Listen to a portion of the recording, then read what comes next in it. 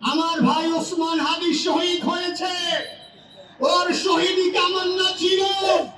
আপনারা ওর বক্তব্য শুনেছেন, আপনারা শহীদ ওসমান হাদি টক শো শুনেছেন। ও সব সময় শহীদি কামনা করত, হয়তো আল্লাহ তাআলা ওর শহীদি সেই মত নসিব করে দিয়েছেন। কিন্তু আপনাদের কাছে আমি এই ঋণ কোনদিন আমি ছাড়বো না। আমার ভাই শরীফ ওসমান হাদির বিচার যেন প্রকাশ্যে এই বাংলার জমিনে আমরা দেখতে পারি। 7 দিন হলো, এখনো পর্যন্ত আমরা কিছুই করতে পারলাম না। এই দুঃখে কলিজা ছিঁড়ে যাচ্ছে। আমরা ওসমান হাদির জন্য দোয়া করি, আমরা ওর সন্তান ওর স্ত্রীর জন্য দোয়া করি। ওর সন্তান মাত্র 8 মাস বয়স, গতকালকে যখন ওর কাছে নিয়ে আসছে সবাই বাবাকে দেখাবে ওসমান হাদিকে।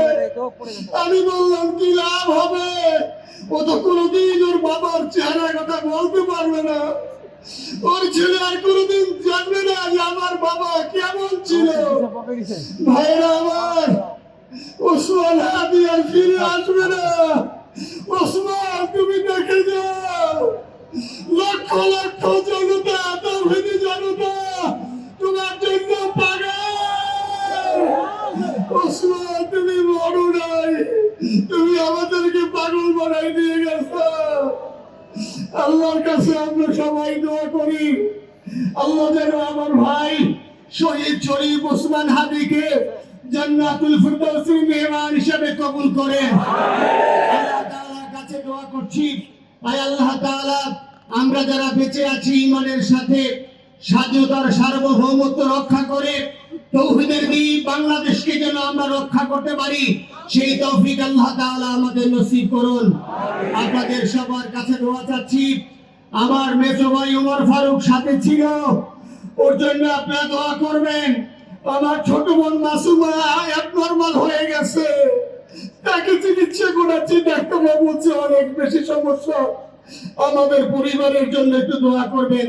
আমাদের আর কোনো চাওয়া পাওয়া নাই। শরীফ ওসমান হাদি তুমি বেঁচে থাকো, আমরা ওর জন্য দোয়া করি।